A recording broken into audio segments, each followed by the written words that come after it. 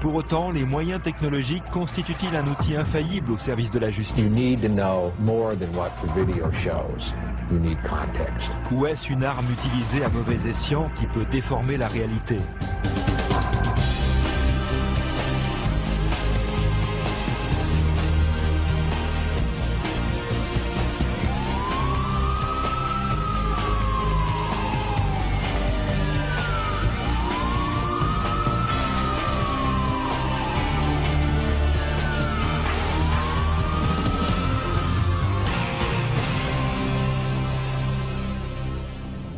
You can step out now if you don't mind. Do you have any objection if I look in your vehicle? No, I don't. Is that a problem? Is that okay? Depuis leur apparition au début des années 80, les caméras vidéo montées à bord des véhicules ont permis la condamnation de milliers de criminels. Cette caméra embarquée a enregistré une agression extrêmement violente perpétrée par ce prisonnier libéré sur parole. Put your hands on the car. What's wrong?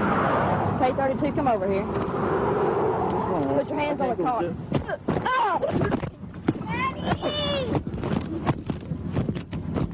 Le policier a survécu à cette attaque, mais la vidéo a permis de condamner l'assaillant à 60 ans de prison. Christina, get in the car. Go, baby, I can't go to jail. Go, baby, get in the car. Les caméras embarquées ne constituent pas le seul moyen d'enregistrer sur vidéo les méfaits des délinquants.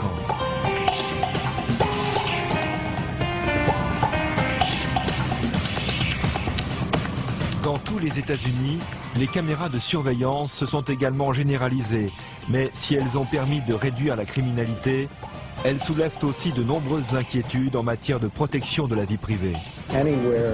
Partout là où la protection de la vie privée ne peut raisonnablement pas être invoquée, il faut installer des circuits de vidéosurveillance en circuit fermé. Ils sont juste le prolongement des policiers sur le terrain. Thomas Simon, spécialiste des questions de sécurité, est vice-président du département de la sécurité pour l'Université de Pennsylvanie. Les caméras sont généralement placées dans des lieux publics, prêtes à enregistrer toute situation potentiellement dangereuse. Derrière les écrans, l'agent effectue ce que l'on appelle une patrouille vidéo. Il vérifie si tout va bien, si la circulation est normale, s'il y a le moindre problème, enfin ce genre de choses quoi. En 2000, on dénombre plus de 60 villes américaines qui ont déjà équipé les lieux publics de systèmes de vidéosurveillance. Sur l'ensemble du pays, le marché de la télévision en circuit fermé représente 2 milliards de dollars, soit 2,2 milliards d'euros.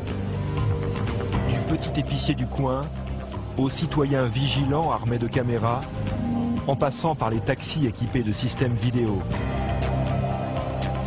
Ces dispositifs sont souvent les seuls témoins des infractions commises. La caméra ne ment pas. Une fois que la scène a été enregistrée, vous pouvez la visionner en boucle autant de fois que vous le voulez. Il n'y a peut-être pas de meilleur exemple de justice par vidéo que cette affaire criminelle survenue en 1997 dans un casino et résolue grâce à un enregistrement vidéo. Les clients étaient nombreux en ce jour férié quand l'on découvrit le corps de la petite Sherry Siverson, 7 ans, dans les toilettes du casino où elle avait été violée, étouffée et étranglée. Pour des raisons que chacun comprendra, il n'y a pas de caméra dans les toilettes des femmes. Les scènes de l'enlèvement, du viol et du meurtre n'ont donc pas pu être filmées. Stuart Bell, représentant du ministère public pour le comté de Clark dans le Nevada, a pu avec la police s'appuyer sur les bandes vidéo de surveillance où l'on voit Sherry jouer dans le casino avant de se précipiter vers les toilettes des dames. L'enregistrement a d'abord permis d'avoir une description de la personne qui avait suivi Sherry jusque dans les toilettes. Un homme blanc, adulte, portant un short et une casquette de baseball à l'envers, surmonté de la lettre B. Une jeune fille également présente dans la salle de jeu a pu fournir la description d'un jeune de 18 ans, Jeremy Stromeyer, se souvenant même qu'il venait de Long Beach en Californie. Les enregistrements ont été diffusés aux informations et plusieurs personnes qui avaient été à l'école avec Stromeyer l'ont reconnu et se sont manifestées. C'est comme ça qu'on a pu l'identifier. D'après Bell, la qualité de l'enregistrement aurait joué un rôle déterminant durant les audiences du procès. Nous avons passé des centaines d'heures à voir et revoir cette cassette. Nous avons analysé en détail surveille tous les mouvements des personnes qui rentrent et sortent de la salle et qui auraient pu se rendre dans les toilettes. Il ressortait de tout cela que Jeremy Strohmeyer était entré dans les toilettes des dames vers 15h47 à la suite de Sherry Siverson et qu'il y était resté environ 25 minutes avant d'en sortir et de quitter la salle. Sherry, elle, n'est jamais sortie. Son corps a été découvert par son père et une serveuse environ 3/4 d'heure après que Strohmeyer ait quitté les lieux.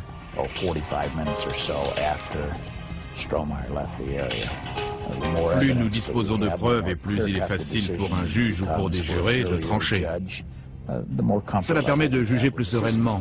Dans ce cas particulier, il y avait tout un ensemble de preuves, et les enregistrements vidéo n'étaient qu'une partie de ces preuves. Strohmeyer a été condamné plusieurs fois à la perpétuité sans possibilité de remise de peine. Justice était faite. En Géorgie, dans le secteur rural de Katuala, c'est un enregistrement privé qui s'est révélé décisif pour établir les responsabilités lors d'un conflit de voisinage à l'issue tragique. Le conflit s'est cristallisé sur ce rond-point à sens unique. Les Westbrook accusaient les Ragan d'emprunter le sens interdit et avaient même déposé une plainte. Dans la perspective d'une audition au tribunal, les Westbrook décidèrent de provoquer et d'enregistrer un accident avec leurs voisins pour présenter cette preuve devant la justice. Pendant que son mari attendait dans son véhicule que les Ragan empruntent le passage interdit, Madame Westbrook était postée de l'autre côté de la route avec sa caméra. L'accident était monté de toutes pièces. Il aurait clairement pu être évité. Par la suite, le shérif Mike Jolley a examiné la scène de l'accident enregistrée par Madame Westbrook.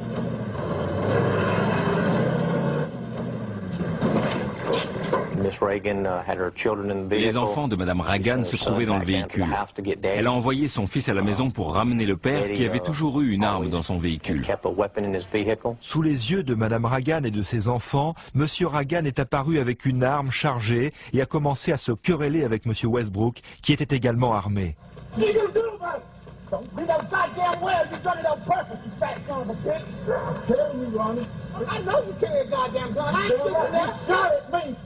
You a lie. No, I ain't. You a lie. Well, you're a chicken. My gun keep just like yours, well, Mom. I didn't put some gun keep, and I ain't got no goddamn gun keep. So when I pull that gun at you, I'll use it on you. Yeah, you was in your driveway waiting for Stingy to come up here like you was yesterday. Westbrook, ici en short rouge, fait face à son adversaire par-dessus l'automobile de ce dernier. Comme on le voit à l'image, Westbrook a aussi une arme.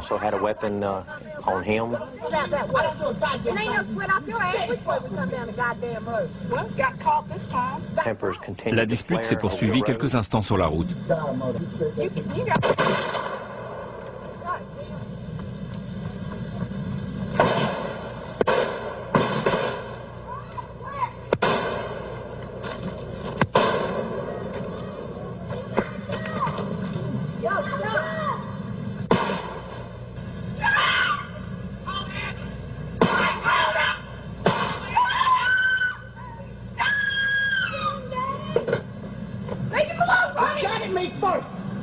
On voit clairement que c'est Ragan qui tire le premier et les deux hommes échangent 11 coups de feu en moins de 22 secondes. Il y a 2 dixièmes d'écart seulement entre les deux premiers tirs des deux hommes. On peut dire qu'ils ont échangé pas mal de plomb. Touché à 2 reprises, Westbrook ne survivra pas à ses blessures. Ragan était accusé d'homicide volontaire et de meurtre pour ce qui semblait être un cas classique de meurtre avéré grâce à une bande vidéo. Mais une étude plus attentive de l'enregistrement montre que c'est Westbrook qui dégaine et lève son arme le premier, peu avant que Ragan n'ouvre le feu.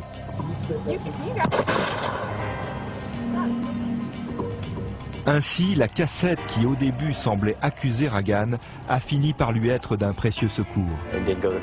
Il y a eu un premier procès annulé pour vice de procédure et le ministère public n'a pas jugé bon de faire un nouveau procès, sans doute à cause de la cassette. Pour moi, c'est de la légitime défense, mais bien sûr, je ne suis ni juge ni juré. Nous avons bénéficié là d'un élément de preuve inespéré. Mais c'était tout aussi hallucinant de voir comment la nature humaine peut perdre toute retenue sous l'effet de la colère.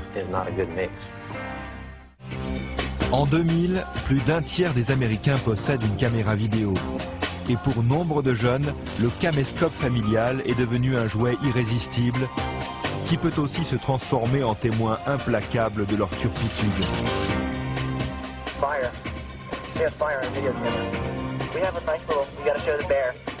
Même si vous avez un témoin de la scène, ce n'est pas la même chose que de voir et d'entendre les coupables en action. On demande souvent au procureur Robert Cohen pourquoi certaines personnes sont assez imprudentes pour enregistrer elles-mêmes leurs propres méfaits. On peut expliquer ça de plusieurs façons. Ça peut permettre de revivre la scène de ses exploits, mais aussi de se faire valoir auprès de ses amis. Houston, Texas. Une bande de copains décide d'enregistrer les actes de vandalisme qu'elle commet dans le voisinage.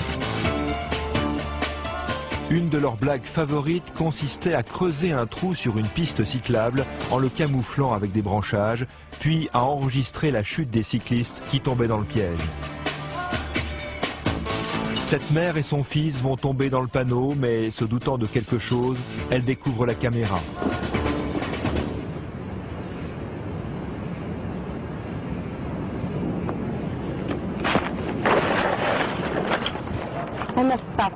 J'imagine qu'il pensait que ce serait une scène formidable. Elle se trouve alors face au groupe et la situation se gâte rapidement. I didn't share anything. I will not give it to you. I will not. And don't you stop. But I'll kick you. You kicked me off the chair. That's fine. I will get this camera back to your parents. No, we want our camera back. No. You're stealing it. I am not stealing it. I am not stealing it. No, I am not. It's in your hand and you take it from I'm taking it. I found it on the green belt. Lorsque la bande se rend compte que l'intimidation ne marche pas, l'un des garçons essaie de récupérer au moins la cassette. That's tape. Can we have the tape then? No. Hurry. Hurry. Give me your name and your address. Okay, we won't tell you all our names if you just give it back. No. Okay, we'll just take No, it. I will give it to your parents. Then that bike's ours. You tore the green belt up for one. We didn't do that. Oh, bull. We didn't do any of that. Oh, God. We You didn't do that. really We saw it right that. there. We saw it. We were taping it, though. We didn't do it. I'm not going to get the camera until I talk to your parents and show them what you've done on the green belt, for one. You touched it, okay? That's fine. But when I get this back, then I want my bike back. Okay, that's the deal. Here's Craig. They just took my bike. This is your bike? Yeah. But I've got a $1,300 camera here. That's theirs. De retour chez elle, elle visionne la cassette et ce qu'elle voit la pousse alors à téléphoner à la police.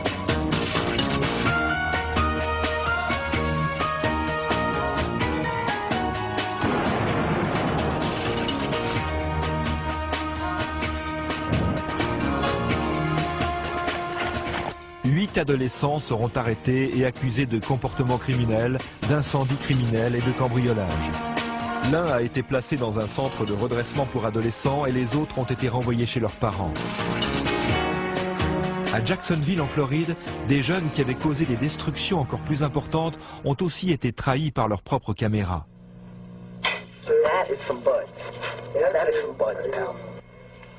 Ces jeunes filles commencent leur divertissement en obligeant le chien à prendre de la marijuana.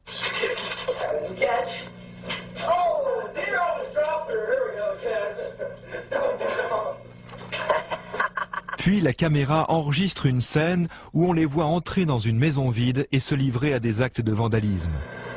This is the house we're fixing to break into. Oh my God.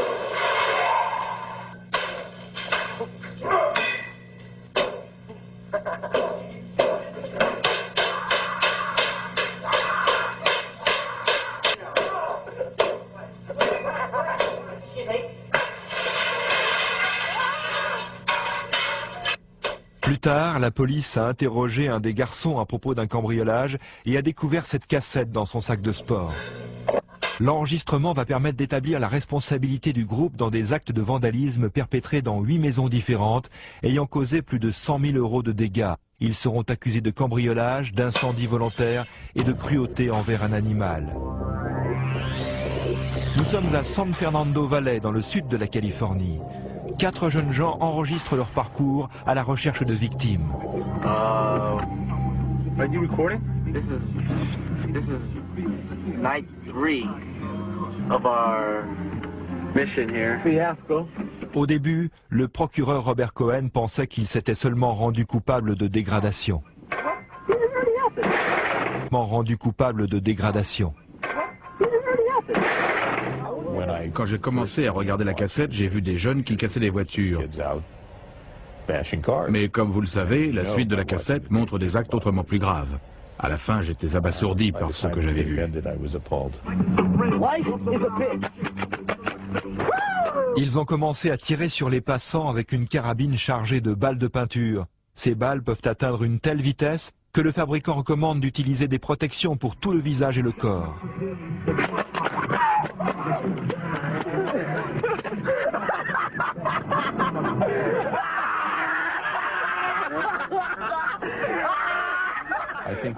Quand on voit leur comportement et qu'on pense aux dégâts qu'ils auraient pu causer, on ne peut qu'être consterné. Ces balles sont projetées à près de 100 mètres par seconde. Les gens pensaient vraiment qu'on leur tirait dessus.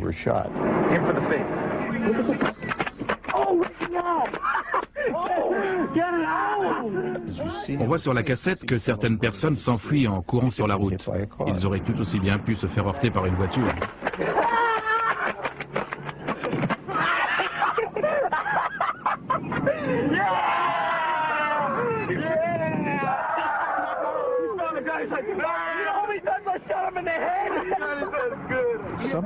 Si quelqu'un était mort, ils auraient eu à répondre de l'accusation de meurtre.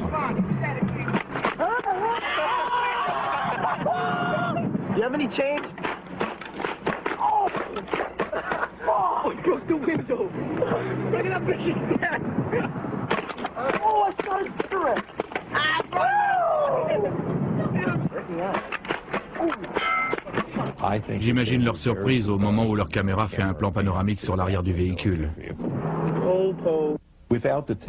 Sans cette cassette, on n'aurait jamais pu avoir toutes ces informations au tribunal. L'affaire aurait été considérée comme bien moins importante. Et on n'aurait pas eu conscience de leur comportement, même avec les témoignages des victimes.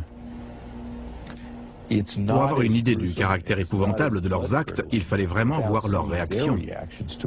Ce sont des éléments dont on dispose très rarement dans une affaire criminelle. Le conducteur et 2 tireurs ont été condamnés à 4 ans de prison chacun et ont dû payer des dizaines de milliers de dollars de réparation. Celui qui tenait la caméra a pour sa part écopé de 2 ans de prison. Je fais ce boulot depuis près de 28 ans et c'est sans doute la preuve la plus accablante que j'ai jamais vue. Avec l'explosion récente des technologies de la vidéo, on s'est habitué à voir à la télévision des scènes de criminalité prises sur le vif et qui permettent, à partir d'images fortes, d'établir un verdict quasi instantané de culpabilité ou d'innocence. Les professionnels de la justice, comme l'avocat de la défense Maître Fall, ont toutefois appris qu'un enregistrement pouvait livrer plus d'informations qu'il ne semblait à première vue. Chaque fois qu'un enregistrement est présenté comme un élément de preuve, il faut l'étudier image par image. Quand vous visionnez une cassette 20 ou 30 fois, vous voyez des choses que vous n'aviez pas remarquées auparavant. Il est assez fantaisiste de croire que les vidéos apportent comme par magie une réponse aux questions que se posent les médias, l'accusation ou la défense. Il faut avoir d'autres éléments, il faut connaître le contexte. Dans cette partie, Lou Cannon, un journaliste chevronné, et l'avocat Fall offrent des interprétations différentes de 2 scènes qui comptent parmi les plus violentes jamais enregistrées. Aucune bande vidéo n'a peut-être suscité davantage d'émotion que ce document de 1991 montrant le passage à tabac de Rodney King, un automobiliste noir. Pour la plupart des gens, ce document apportait la preuve indiscutable de brutalité policière inouïe. À première vue, on voit un groupe de personnes en uniforme qui mettent une raclée à ce type, parfois debout et couché à terre à d'autres moments, puis se relevant de nouveau. Cannon a examiné scrupuleusement le passage à tabac de Rodney King et il en tire des conclusions qui figurent dans l'ouvrage qu'il a consacré au sujet. L'enregistrement a été effectué par un simple citoyen à l'aide d'un caméscope, mais il ne contient que 81 secondes d'une scène qui a duré plus de 7 minutes et qui venait après une course-poursuite de plus de 10 km. Les médias, en diffusant cet enregistrement en boucle, ont le plus souvent montré uniquement les parties les plus violentes de la scène. Devant leur poste de télévision, les gens n'ont vu que 68 secondes sur les 81 secondes de l'enregistrement. Les 13 premières secondes avaient été coupées. Dans ce passage coupé, vous pouvez voir Rodney King se dirigeait vers l'un des policiers. Est-ce qu'il va essayer de passer à côté de lui ou est-ce qu'il va l'attaquer? Toujours est-il qu'il fonce droit sur lui. En voyant une partie seulement de l'enregistrement, Cannon estime que la majeure partie du public s'est fait une fausse opinion de la réalité. Selon lui, la police essayait en fait de maîtriser un suspect dangereux. La diffusion de cette cassette a suscité une émotion considérable et 4 policiers impliqués dans les violences ont dû répondre de l'accusation d'agression devant un tribunal pénal. Je pense que cette cassette constituait pour l'accusation un fardeau dont elle ne s'est pas libérée. La procédure imposait à l'accusation de montrer aux jurés l'ensemble de la cassette et pas seulement des morceaux choisis. Même avec ces nouveaux éléments, des questions subsistaient. Pourquoi King se trouvait-il là? Pourquoi les policiers se trouvaient-ils au même endroit? Pourquoi fonçait-il sur eux? Pourquoi le frappait-il? Et c'est alors que vous apprenez qu'il y a eu cette longue course-poursuite et que King n'a pas obéi à toute une série d'injonctions, qu'il a été touché à 2 reprises par des décharges de fusil assommoir de près de 50 000 volts et qui, je vous le garantis, mettent à plat à peu près n'importe qui pendant un bon moment. Les jurés ont également appris qu'après la course-poursuite, les 2 passagers de King se sont allongés au sol, obéissant aux ordres de la police, et qu'aucun mal ne leur a été fait, tandis que King, lui, a continué de résister. Il faut toujours remettre les enregistrements vidéo en contexte, comme on le fait avec n'importe quel autre type d'information. Vous devez savoir si vous visionnez une partie seulement de l'enregistrement et comment l'incident a débuté. Dans l'affaire Rodney King, les policiers n'ont pas discuté l'évidence. Ils ont admis qu'ils avaient vraiment cherché à tabasser Rodney King. L'avocat Fall a par la suite été le conseil de King dans un certain nombre d'autres actions en justice. La question que soulevait cette cassette était la suivante. La réaction de M. King obligeait-elle la police à le battre? Et l'autre question était, une telle correction ne dépassait-elle pas largement les limites acceptables? Quand j'ai entendu le verdict non coupable, ça dépassait mon entendement. L'annonce de l'acquittement des 4 policiers par un jury composé uniquement de blancs a déclenché une série d'émeutes à Los Angeles d'une violence sans précédent dans l'histoire du pays. Un autre enregistrement vidéo, réalisé pendant les émeutes, a défrayé la chronique. Il montrait un chauffeur de camion, blanc, Reginald Denny, en train de se faire frapper sauvagement par plusieurs Noirs américains. On y voit Damian Williams, un jeune homme âgé de 19 ans, frapper Denny avec un gros morceau de béton. Il fut reconnu comme l'assaillant principal et plusieurs chefs d'accusation furent retenus. Les 3 accusations les plus graves étaient celles de torture, de voies de fait aggravées et de tentative de meurtre. Chacune est obligatoirement sanctionnée par une peine d'emprisonnement à vie, pour autant que certaines conditions relatives à l'état d'esprit de l'accusé soient réunies. C'est Fall qui a assuré la défense de Williams. Ma première démarche a consisté à oublier la perception immédiate de l'affaire que j'avais eue en regardant les images à la télévision. Je me suis donc procuré la cassette et j'ai commencé à l'étudier de très près. Très vite, il m'est apparu que l'affaire était tout à fait défendable en s'appuyant uniquement sur cet enregistrement. L'intention spécifique, telle qu'elle est définie par la loi, suppose un état d'esprit très particulier, impliquant une part de calcul et de préméditation. Or, quand on regarde bien la cassette, on voit bien qu'il s'agit d'une situation chaotique où les esprits sont exaltés et les violences totalement irréfléchies. Tout en reconnaissant la brutalité des actes de son client, Fall s'est servi de la cassette pour contester l'accusation de tentative de meurtre. Si vous étudiez les textes de loi et qu'ensuite vous visionnez cette cassette, vous vous rendez clairement compte que Williams avait l'occasion et les moyens matériels de tuer M. Denny. Tout ce qu'il voulait, en fait, c'était lui faire du mal. Et je le répète, ce n'est pas du tout la même chose qu'une tentative de meurtre. L'intention de nuire, c'est bien différent de l'intention de tuer. Le jury, composé de noirs et de blancs, a été d'accord avec cette version et a reconnu Williams coupable de simple voies de fait, lui infligeant une peine de 5 années de prison. À la fin, chaque juré a exprimé son intime conviction que l'enregistrement validait les arguments de la défense et qu'il s'agissait bien là d'actes commis dans l'hystérie collective. Quand on a l'intention d'utiliser un enregistrement dans le cadre d'une procédure pénale, il faut faire très attention. On doit montrer le document dans son intégralité. Ou alors, s'il n'est pas possible ni très pratique de tout montrer, il faut au moins prévenir que ce que l'on va voir n'est qu'une partie de l'enregistrement. Grâce au caméscope, au matériel de surveillance sophistiqué ou aux techniques d'investigation les plus perfectionnées, une nouvelle génération d'enquêteurs est en train de voir le jour. Lors de la reconstitution d'un crime, les vidéos se révèlent bien plus utiles que les témoins oculaires. Thomas Simon, un ancien policier reconverti dans la sécurité, estime qu'une nouvelle génération d'enquêteurs est en train de naître grâce à la vidéo. À mon avis, les services publics chargés de l'application de la loi commencent tout juste à comprendre l'intérêt de ces technologies. À Lake Worth, en Floride, c'est un enregistrement sur caméscope qui a permis d'établir le scénario d'une affaire criminelle au dénouement inattendu. Un détective privé est en train d'enquêter sur une toute autre affaire, mais se met à filmer un jeune homme au comportement pour le moins fantaisiste. Quand je l'ai vu courir dans tous les sens, j'ai pensé qu'il venait de commettre un meurtre. Il se comportait vraiment de manière très bizarre. Cet ancien policier, qui souhaite garder l'anonymat, a continué à enregistrer la scène jusqu'à l'arrivée de la police.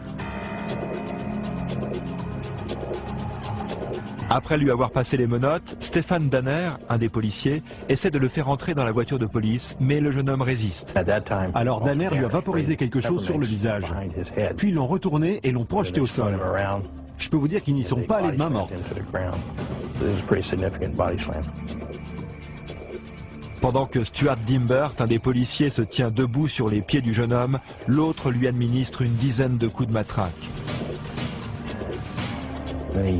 Ensuite, il s'est mis à genoux sur le type et s'est mis à sauter dessus comme sur un trampoline. Le pire dans tout ça, c'est que le jeune avait les mains menottées pendant tout ce temps. Le détective a envoyé des copies de l'enregistrement aux autorités municipales, à une association de Floride veillant à l'application de la loi et aux médias. Résultat, Danner, reconnu coupable du délit de coups et blessures, a été renvoyé de la police et condamné à 12 mois de prison avec sursis. Et le jeune homme s'est rétabli de ses blessures qui étaient sans gravité. Les policiers doivent faire preuve de qualité morale et d'une éthique irréprochable. Mais s'ils ont un comportement criminel, ils doivent être considérés comme tels. La vidéo sert aussi à la prévention de certains des comportements criminels les plus bizarres et déroutants et permet de sauver les vies de ceux et celles qui ne sont pas en mesure d'appeler au secours. Dans ces enregistrements, nous voyons des bébés qui survivront au traitement infligé. Et les cassettes seront utilisées à des fins pédagogiques par l'agent du FBI Larry Brubaker. Depuis 3 ou 4 heures, cette personne se comporte en mère aimante et attentionnée. Mais tout à coup, la face cachée de sa personnalité apparaît et elle se transforme en prédateur pour son enfant. Pour les spécialistes, il s'agit d'une manifestation du syndrome de Munchausen, qui désigne l'attitude de parents qui font du mal à leurs enfants afin de s'attirer la sympathie ou la compassion d'autrui. Affecté au district de Minneapolis, Brubaker est devenu le spécialiste du FBI pour ce syndrome, après avoir collaboré avec un hôpital qui soupçonnait un cas de Munchausen. Aujourd'hui, il utilise ces vidéos à des fins pédagogiques. Le plus souvent, vous n'êtes pas là pour surveiller la personne. Alors comment savoir? Avec un système de vidéosurveillance, vous pouvez voir si un des parents essaie d'étouffer son enfant. Sur cet enregistrement, on voit le personnel médical laisser le père suspect avec son bébé. Lorsqu'il est certain d'être seul, le père dépose le bébé dans son lit, puis l'étouffe jusqu'à ce qu'il perde conscience.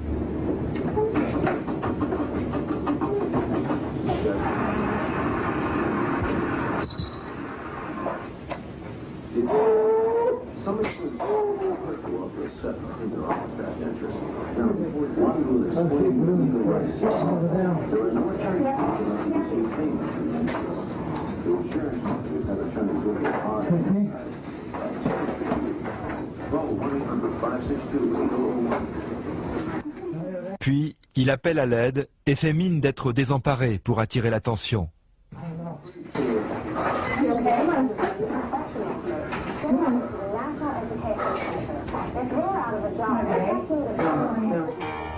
Reconnu coupable de violence envers son enfant, il s'est vu retirer la garde du bébé.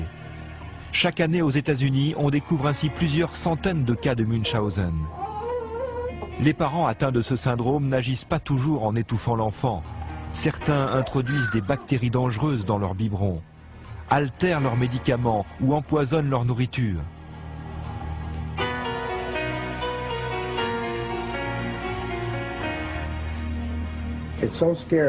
C'est effrayant. Cet enfant ne sait pas encore parler et ne peut pas nous dire. Encore parler et ne peut pas nous dire. Regardez ce que me fait ma maman. Maman me fait du mal et je ne peux le dire à personne parce que je ne sais pas parler. Voilà à quoi servent ces enregistrements. Ils permettent de sauver des vies. On sait que c'est utile. Mais rien n'a permis d'éviter la mort du policier Martin Gans. En 1993, à Manhattan Beach, en Californie, il arrête un automobiliste qui conduit bizarrement. Avant que Gans n'ait eu le temps de sortir son arme, le conducteur ouvre le feu et l'abat. Gans devient le premier policier de la ville mort en service. Les dépositions des témoins permettent de constituer un portrait robot de l'assassin, mais il y a peu d'indices, excepté quelques extraits d'un enregistrement vidéo d'une banque proche des lieux du crime. C'est alors que le Centre national des technologies pour l'application de la loi a proposé ses services. On a pu alors chercher sur toute la bande les passages qui correspondaient au moment du meurtre. Raymond Talbot est un ingénieur spécialisé chargé d'analyser les cassettes audio et vidéo pour le compte d'institutions pénales. En 2 semaines, les enquêteurs du centre ont décrypté des centaines d'images, cherchant à apercevoir le véhicule suspect. Il faut procéder dans l'ordre. Il y a tout d'abord cette première image qui montre un véhicule roulant vers les lieux du crime. On ne voit que l'avant du véhicule et l'image n'est pas très bonne. Puis il y a cette image de l'arrière de la voiture, prise par une autre caméra de la même banque. La scène se déroule 2 secondes plus tard.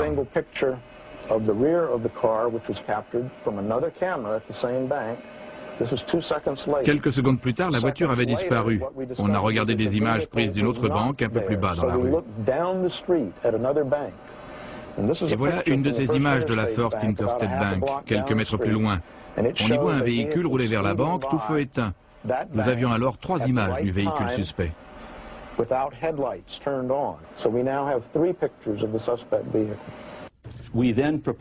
On est alors parti de l'hypothèse selon laquelle différentes voitures pourraient paraître semblables avec des éclairages identiques. Bob Pence est le directeur du centre pour la côte ouest. On a donc pris différents modèles, de préférence tous équipés d'un haillon, qui étaient similaires aux véhicules suspects. Et on les a comparés un par un pour trouver le modèle qui correspondait le mieux. Dans cette série, on voit une Daihatsu Charade de 1992, qui, comme vous le voyez, ressemble beaucoup au véhicule suspect. Cette nouvelle information déterminante a amené la police à diffuser un avis de recherche du suspect en précisant qu'il conduisait une Daihatsu Charade modèle 1992. En 1994, Roger Brady, alors en liberté conditionnelle, était arrêté pour meurtre à Portland, dans l'Oregon, alors qu'il conduisait une Daihatsu Charade de 92. L'enquête détermina que l'arme du crime correspondait à celle qui avait abattu Gans. Brady devint le suspect numéro 1. Les autorités californiennes ont alors amené le véhicule de Brady sur les lieux du crime, à Manhattan Beach, pour filmer une reconstitution de la scène. On s'est attaché aux spécificités du véhicule, comme le rétroviseur de droite, le reflet brillant sur le côté, la forme des jantes avant et la marque sur le pare-choc. À presque tous les points de vue, les 2 images semblent correspondre. À mon avis, on dispose d'assez d'éléments pour affirmer qu'il s'agit là du véhicule suspect.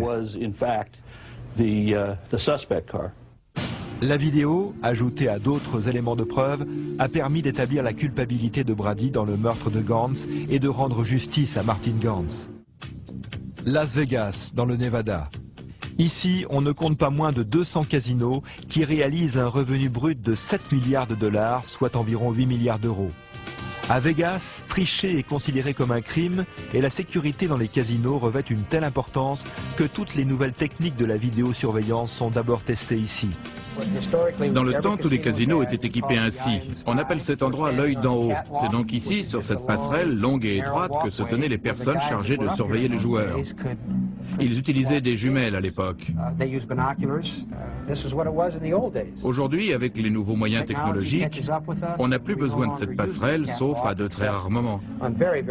La plupart du temps, nous avons recours aux enregistrements vidéo.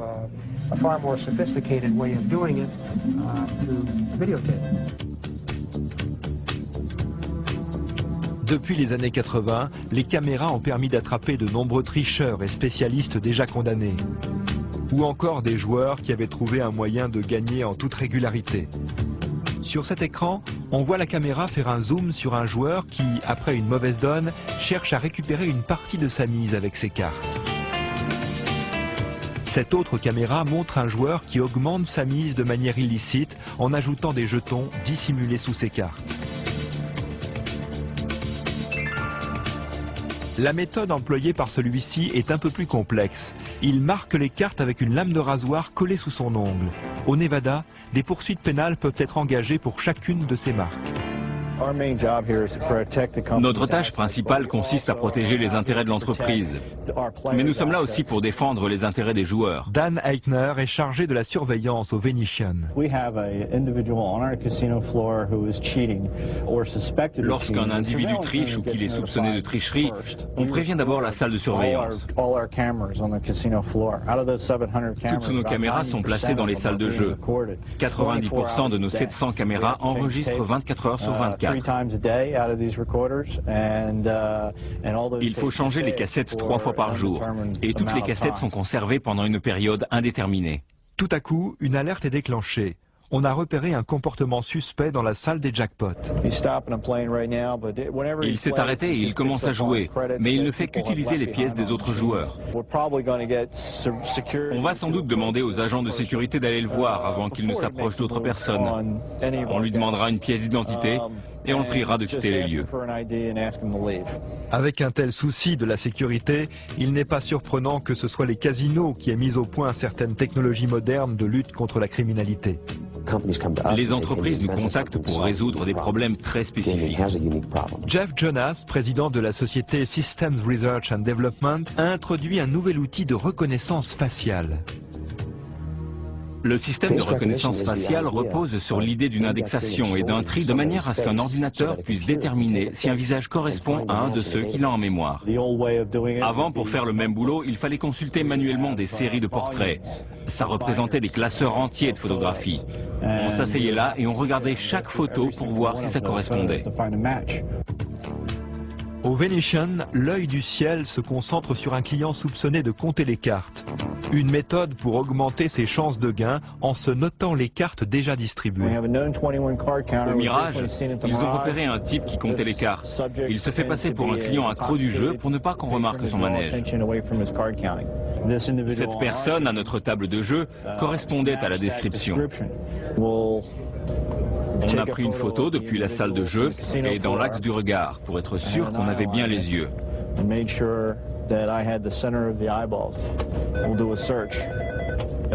On a fait une recherche et le résultat était positif. Malgré le changement d'apparence, il a une barbe, et même si la photo est très sombre, le système a reconnu l'individu en se concentrant sur les parties proches des yeux et du nez. Quittons Las Vegas pour voir comment certaines communautés sont parvenues, avec des systèmes de surveillance hautement sophistiqués, à faire diminuer la criminalité de 60 à 80%. Les visages de passants sont comparés à ceux d'une banque de données où figurent les suspects, les criminels répertoriés. Avec ce système, les criminels n'ont vraiment plus d'échappatoire. Quelles sont les innovations de demain? Pour Jeff Jonas, la biométrie est une technique d'avenir. La biométrie permet de mesurer certaines parties du corps à des fins d'identification. Ça peut être l'iris, l'oreille ou l'empreinte digitale que tout le monde connaît. On mesure la structure de l'oreille, les contours, la pointe et même les sources de chaleur qui s'y trouvent. La thermographie semble donner des résultats très prometteurs. La thermographie indique les pics de température enregistrés dans le système vasculaire. On peut effectuer ces mesures sur le visage, comme ici, mais aussi sur d'autres parties du corps, comme la main. Dans la main, on peut enregistrer des modulations et des pics de température uniques pour chaque individu.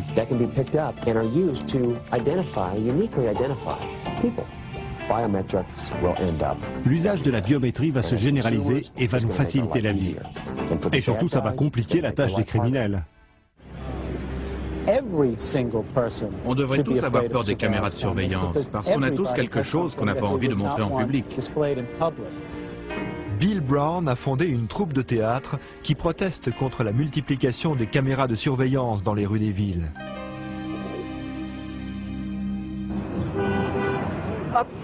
Il y a là une des caméras de surveillance qui a été installée à New York. Si vous ne regardez pas attentivement, vous pouvez croire qu'il s'agit d'un réverbère, mais c'est bien une caméra de surveillance ultra sophistiquée. Ces caméras sont si perfectionnées qu'elles peuvent faire un zoom avant assez précis pour compter l'argent que vous avez en main. Avec 10 caméras de ce type sur un secteur, on peut surveiller tous vos faits et gestes. On estime que dans certaines grandes villes, un citoyen ordinaire est filmé par 300 caméras différentes chaque jour. Pour les défenseurs des libertés civiles, une telle situation porte atteinte à la vie privée de chacun. Nous ne voulons pas donner les pleins pouvoirs au gouvernement au nom de la lutte contre la criminalité, même si cela devait permettre une diminution importante de la délinquance. Norman Siegel dirige le syndicat pour les libertés civiles à New York. À certains endroits de New York, il y a des secteurs entiers où vous ne pouvez pas faire un pas dans la rue sans être filmé. Nous accumulons des quantités phénoménales d'informations sur chaque personne. Et les caméras de surveillance ne font que compléter le profil établi sur chacun en ajoutant l'image aux autres données. C'est vraiment à New York que la situation est la pire. Il n'existe aucune réglementation. Et la recrudescence de ce phénomène est préoccupante. Ces techniques ne doivent pas être employées là où les gens sont en droit d'attendre que l'on respecte leur vie privée. Thomas Simon, spécialiste des questions de sécurité, estime que nous vivrons dans un monde plus sûr grâce à la vidéosurveillance. Dans les rues, les gens ne s'attendent généralement pas à trouver un milieu propice à l'intimité. À un arrêt de bus, par exemple, on sait très bien que l'on est sous le regard des autres. Mais qui contrôlera toutes ces données et comment seront-elles utilisées? L'usage de ces technologies requiert la confiance du public.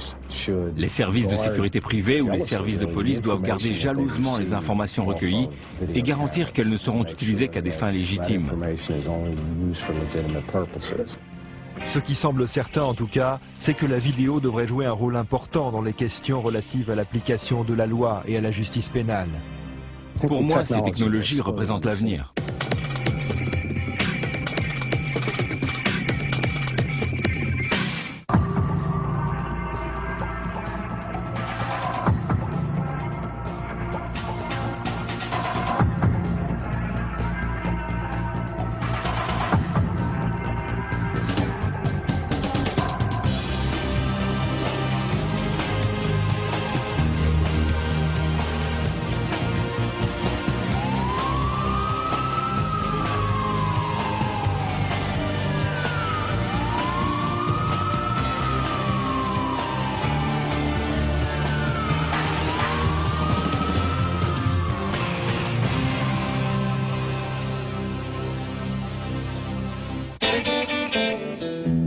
Pendant un bon moment.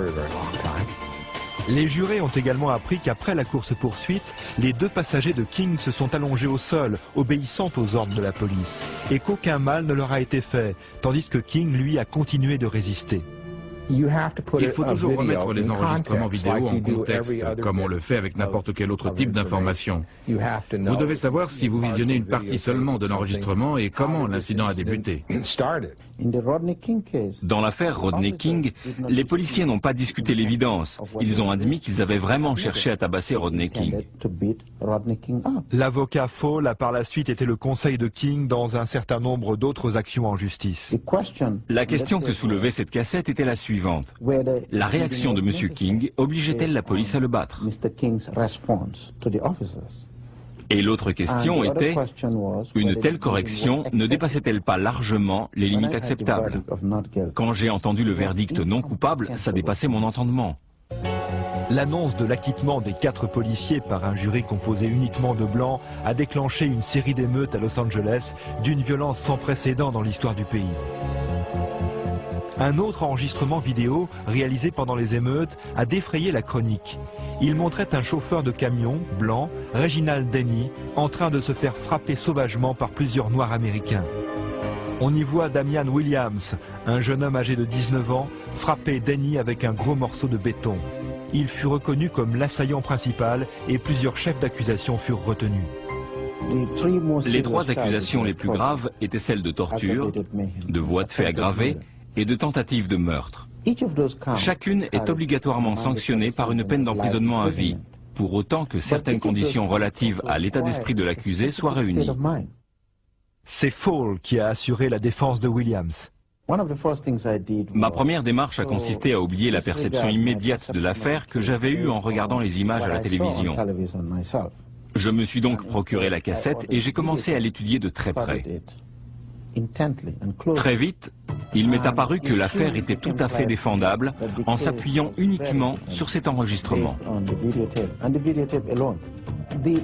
L'intention spécifique, telle qu'elle est définie par la loi, suppose un état d'esprit très particulier, impliquant une part de calcul et de préméditation.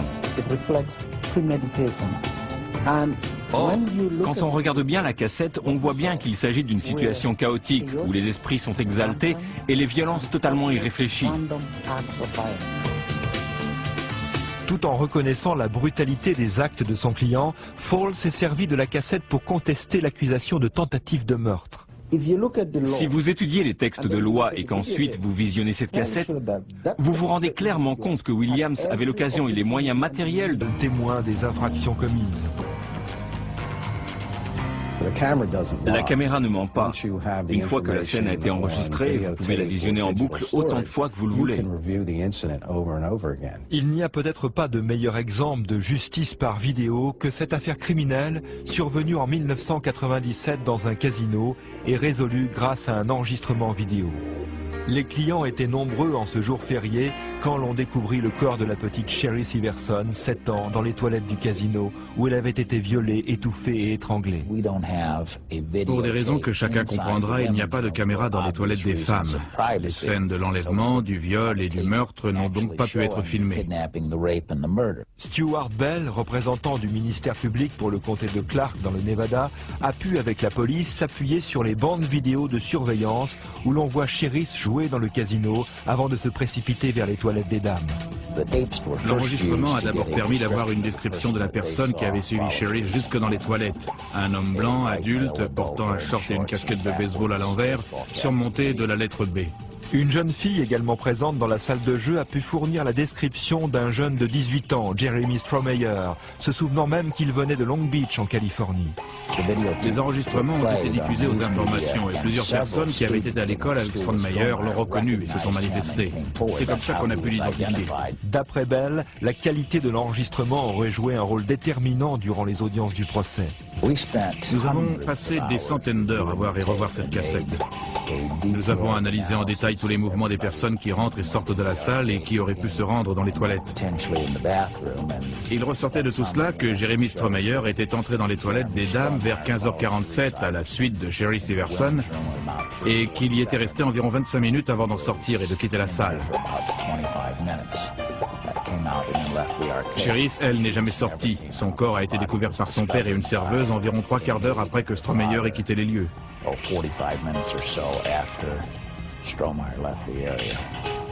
Plus nous disposons de preuves et plus il est facile pour un juge ou pour des jurés de trancher. Cela permet de juger plus sereinement. Dans ce cas particulier, il y avait tout un ensemble de preuves et les enregistrements vidéo n'étaient qu'une partie de ces preuves. Strohmeyer a été condamné plusieurs fois à la perpétuité sans possibilité de remise de peine. Justice était faite. En Géorgie, dans le secteur rural de Katuala, c'est un enregistrement privé qui s'est révélé décisif pour établir les responsabilités lors d'un conflit de voisinage à l'issue tragique. Le conflit s'est cristallisé sur ce rond-point à sens unique. Les Westbrook accusaient les Reagan d'emprunter le sens interdit et avaient même déposé une plainte. Dans la perspective d'une audition au tribunal, les Westbrook décidèrent de provoquer la main. Dans la main, on peut enregistrer des modulations et des pics de température uniques pour chaque individu.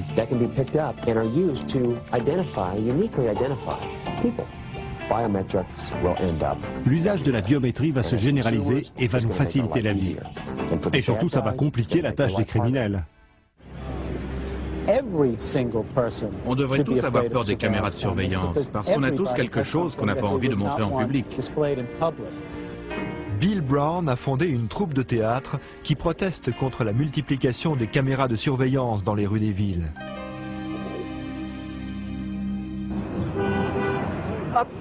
Il y a là une des caméras de surveillance qui a été installée à New York. Si vous ne regardez pas attentivement, vous pouvez croire qu'il s'agit d'un réverbère, mais c'est bien une caméra de surveillance ultra sophistiquée. Ces caméras sont si perfectionnées qu'elles peuvent faire un zoom avant assez précis pour compter l'argent que vous avez en main. Avec 10 caméras de ce type sur un secteur, on peut surveiller tous vos faits et gestes. On estime que dans certaines grandes villes, un citoyen ordinaire est filmé par 300 caméras différentes chaque jour. Pour les défenseurs des libertés civiles, une telle situation porte atteinte à la vie privée de chacun. Nous ne voulons pas donner les pleins pouvoirs au gouvernement au nom de la lutte contre la criminalité, même si cela devait permettre une diminution importante de la délinquance. Norman Siegel dirige le syndicat pour les libertés civiles à New York. À certains endroits de New York, il y a des secteurs entiers où vous ne pouvez pas faire un pas dans la rue sans être filmé. Nous accumulons des quantités phénoménales d'informations sur chaque personne. Et les caméras de surveillance ne font que compléter le profil établi sur chacun en ajoutant l'image aux autres données. C'est vraiment à New York que la situation est la pire. Il n'existe aucune réglementation. Et la recrudescence de ce phénomène est préoccupante.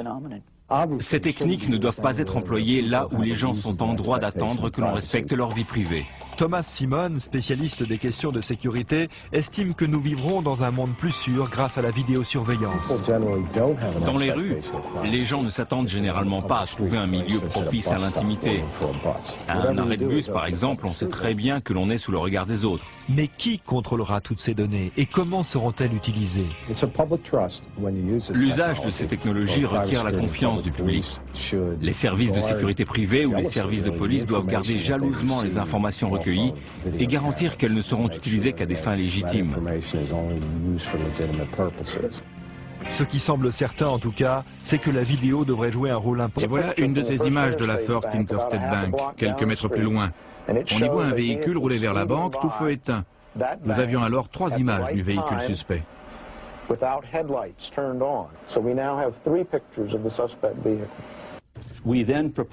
On est alors parti de l'hypothèse selon laquelle différentes voitures pourraient paraître semblables avec des éclairages identiques. Bob Pence est le directeur du Centre pour la côte ouest. On a donc pris différents modèles, de préférence tous équipés d'un haillon, qui étaient similaires aux véhicules suspects. Et on les a comparés un par un pour trouver le modèle qui correspondait le mieux. Dans cette série, on voit une Daihatsu Charade de 1992, qui, comme vous le voyez, ressemble beaucoup au véhicule suspect. Cette nouvelle information déterminante a amené la police à diffuser un avis de recherche du suspect en précisant qu'il conduisait une Daihatsu Charade modèle 1992. En 1994, Roger Brady, alors en liberté conditionnelle, était arrêté pour meurtre à Portland dans l'Oregon alors qu'il conduisait une Daihatsu Charade de 92. L'enquête détermina que l'arme du crime correspondait à celle qui avait abattu Gantz.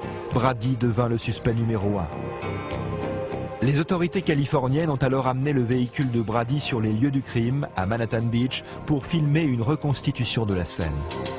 On s'est attaché aux spécificités du véhicule, comme le rétroviseur de droite, le reflet brillant sur le côté, la forme des jantes avant et la marque sur le pare-choc. À presque tous les points de vue, les deux images semblent correspondre. À mon avis, on dispose d'assez d'éléments pour affirmer qu'il s'agit là du véhicule suspect. La vidéo, ajoutée à d'autres éléments de preuve, a permis d'établir la culpabilité de Brady dans le meurtre de Gantz et de rendre justice à Martin Gantz. Las Vegas, dans le Nevada. Ici, on ne compte pas moins de 200 casinos qui réalisent un revenu brut de 7 milliards de dollars, soit environ 8 milliards d'euros. À Vegas, tricher est considéré comme un crime et la sécurité dans les casinos revêt une telle importance que toutes les nouvelles techniques de la vidéosurveillance sont d'abord testées ici. Dans le temps, tous les casinos étaient équipés ainsi. On appelle cet endroit l'œil d'en haut. C'est donc ici, sur cette passerelle longue et étroite, que se tenaient les personnes chargées de surveiller les joueurs. Ils utilisaient des jumelles à l'époque. Aujourd'hui, avec les nouveaux moyens technologiques, on n'a plus besoin de cette passerelle, sauf à de très rares moments. La plupart du temps, nous avons recours aux enregistrements vidéo. Westbrook, qui était également armé.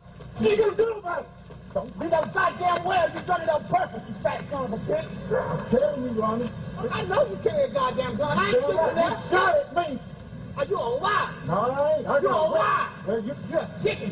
My gun keeps just like yours, well, Ronnie. I didn't post them gun keys, and I ain't got no goddamn gun keys. When I pull this gun at you, I'll use it on you. Well, yeah, you was in your driveway waiting for Stingy to come up here like you was yesterday. Westbrook, ici en short rouge, fait face à son adversaire par-dessus l'automobile de ce dernier. Comme on le voit à l'image, Westbrook a aussi une arme.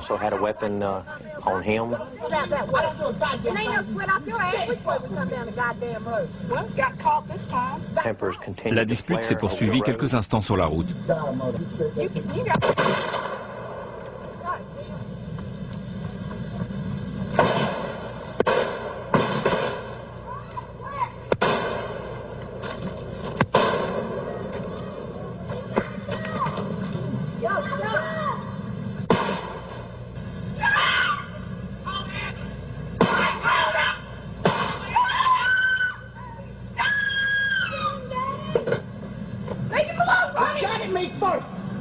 On voit clairement que c'est Ragan qui tire le premier et les deux hommes échangent 11 coups de feu en moins de 22 secondes. Il y a 2 dixièmes d'écart seulement entre les deux premiers tirs des deux hommes. On peut dire qu'ils ont échangé pas mal de plomb. Touché à 2 reprises, Westbrook ne survivra pas à ses blessures.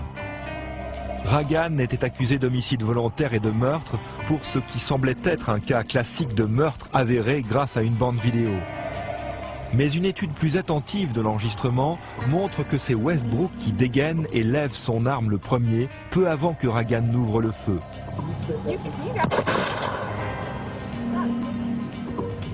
Ainsi, la cassette qui au début semblait accuser Ragan a fini par lui être d'un précieux secours. Il y a eu un premier procès annulé pour vice de procédure et le ministère public n'a pas jugé bon de faire un nouveau procès, sans doute à cause de la cassette.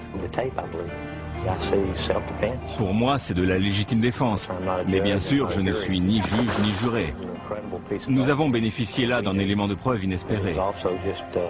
Mais c'était tout aussi hallucinant de voir comment la nature humaine peut perdre toute retenue sous l'effet de la colère. En 2000, plus d'un tiers des Américains possèdent une caméra vidéo.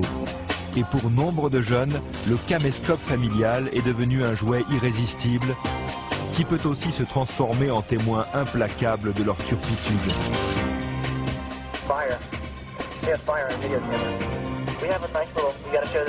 Également présente dans la salle de jeu a pu fournir la description d'un jeune de 18 ans, Jeremy Strohmeyer, se souvenant même qu'il venait de Long Beach en Californie. Les enregistrements ont été diffusés aux informations et plusieurs personnes qui avaient été à l'école avec Strohmeyer l'ont reconnu et se sont manifestées. C'est comme ça qu'on a pu l'identifier.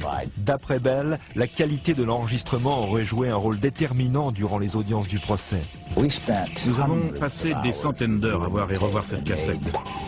Nous avons avons analysé en détail tous les mouvements des personnes qui rentrent et sortent de la salle et qui auraient pu se rendre dans les toilettes.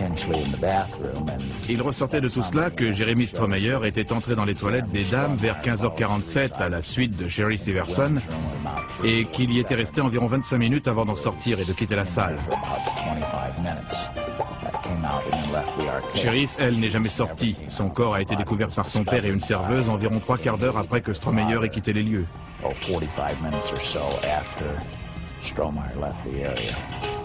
Plus nous disposons de preuves et plus il est facile pour un juge ou pour des jurés de trancher. Cela permet de juger plus sereinement.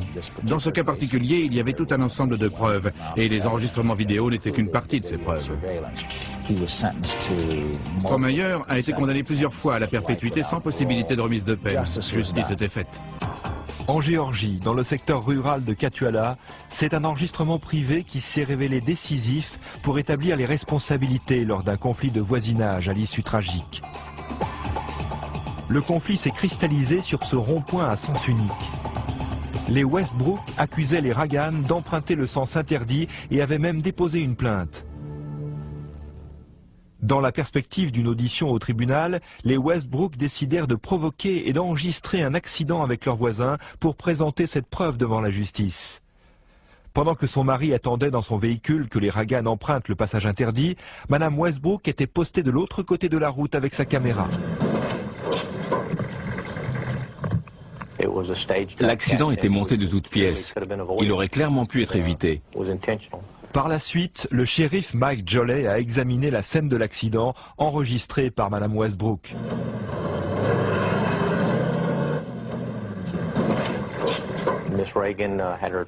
Les enfants de Madame Ragan se trouvaient dans le véhicule. Elle a envoyé son fils à la maison pour ramener le père qui avait toujours eu une arme dans son véhicule. Sous les yeux de Madame Ragan et de ses enfants, Monsieur Ragan est apparu avec une arme chargée et a commencé à se quereller avec Monsieur Westbrook, qui était également armé.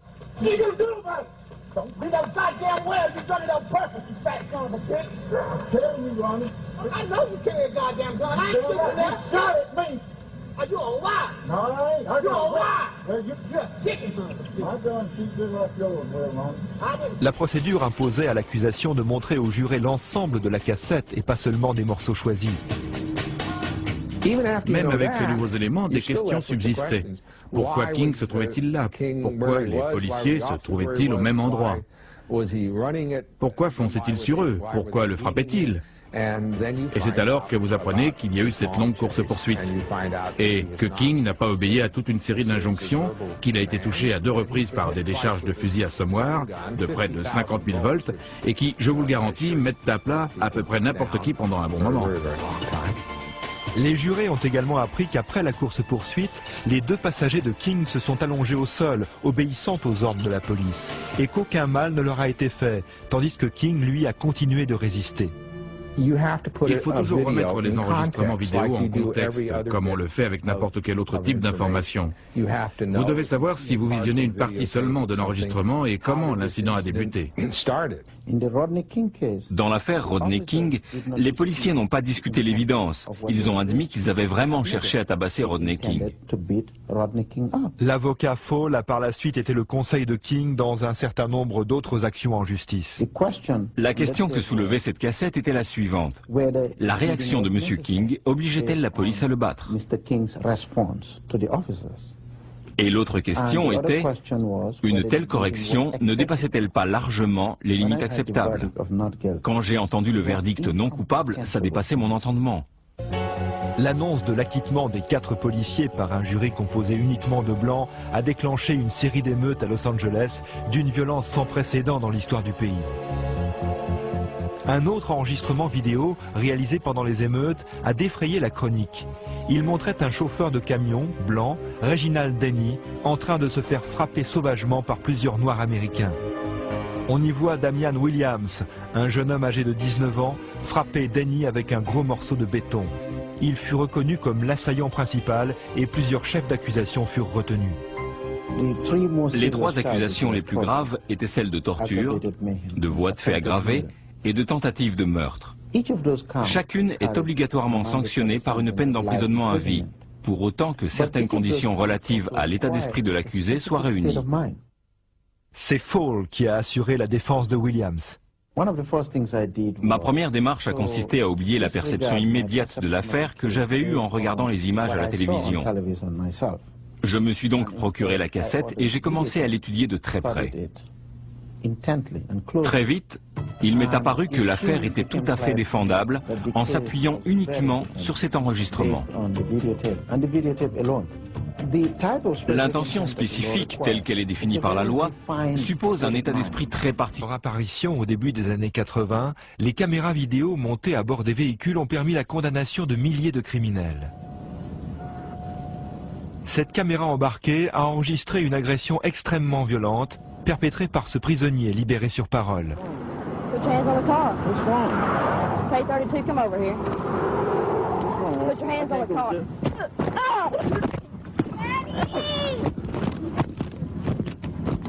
Le policier a survécu à cette attaque, mais la vidéo a permis de condamner l'assaillant à 60 ans de prison. Christina, get in the car. Go, baby, I can't go to jail. Go, baby, get in the car. Les caméras embarquées ne constituent pas le seul moyen d'enregistrer sur vidéo les méfaits des délinquants.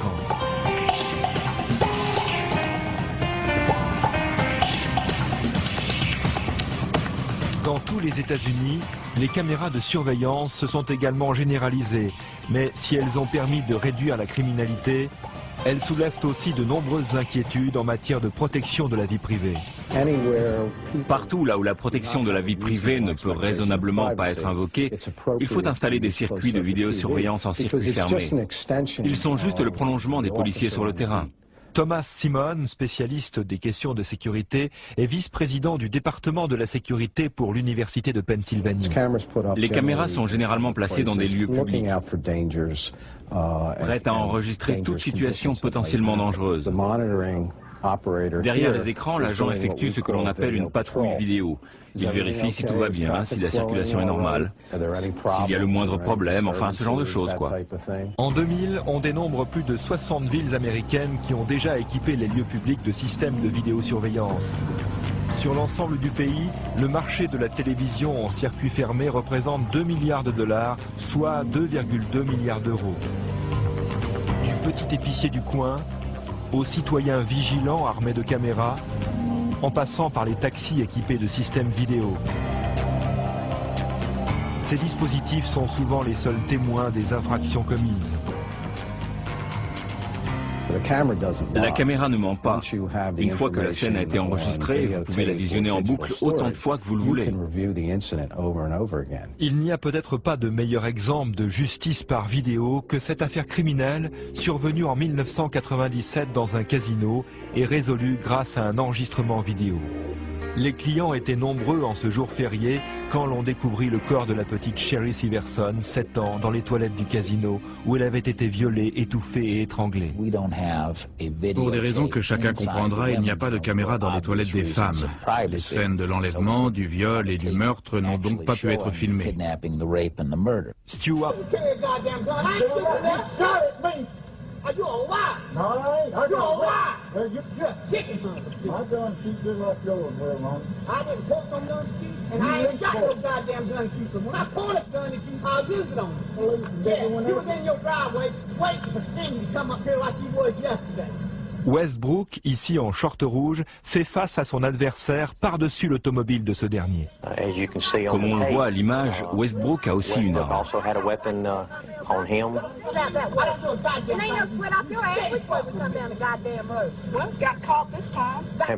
La dispute s'est poursuivie quelques instants sur la route.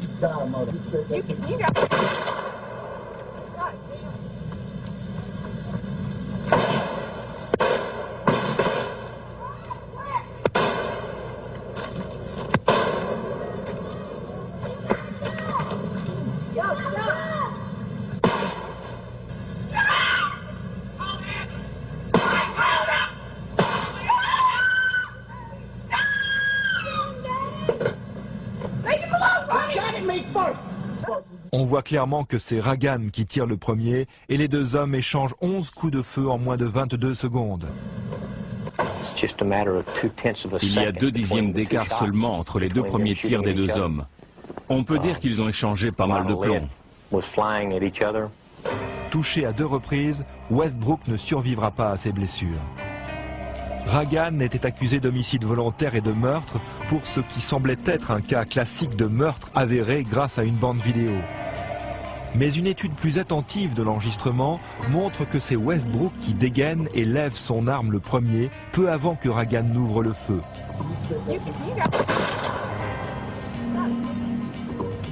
Ainsi, la cassette qui au début semblait accuser Ragan a fini par lui être d'un précieux secours. Il y a eu un premier procès annulé pour vice de procédure et le ministère public n'a pas jugé bon de faire un nouveau procès, sans doute à cause de la cassette. Pour moi, c'est de la légitime défense, mais bien sûr, je ne suis ni juge ni juré. Nous avons bénéficié là d'un élément de preuve inespéré.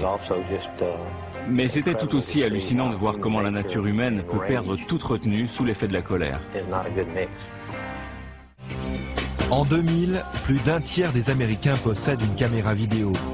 Et pour nombre de jeunes, le caméscope familial est devenu un jouet irrésistible qui peut aussi se transformer en témoin implacable de leur turpitude.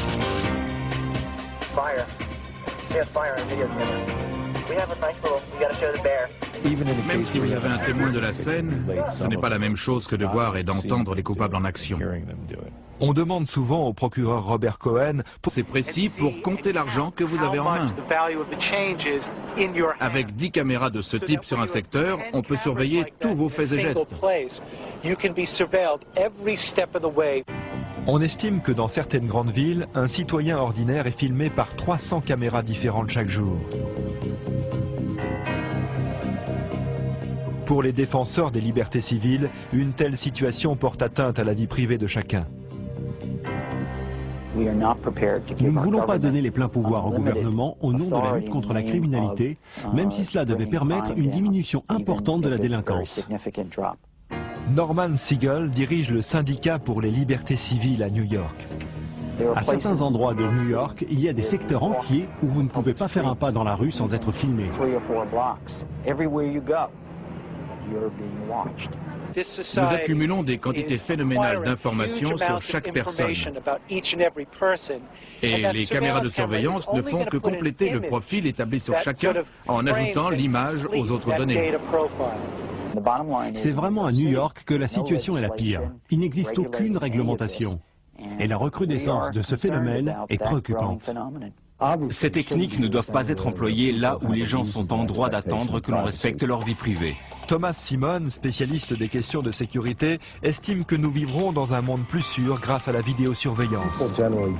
Dans les rues, les gens ne s'attendent généralement pas à trouver un milieu propice à l'intimité. À un arrêt de bus, par exemple, on sait très bien que l'on est sous le regard des autres. Mais qui contrôlera toutes ces données et comment seront-elles utilisées? L'usage de ces technologies requiert la confiance du public. Les services de sécurité privée ou les services de police doivent garder jalousement les informations recueillies et garantir qu'elles ne seront utilisées qu'à des fins légitimes. Ce qui semble certain en tout cas, c'est que la vidéo devrait jouer un rôle important dans les questions relatives à l'application de la loi et à la justice pénale. Pour moi, ces technologies représentent l'avenir.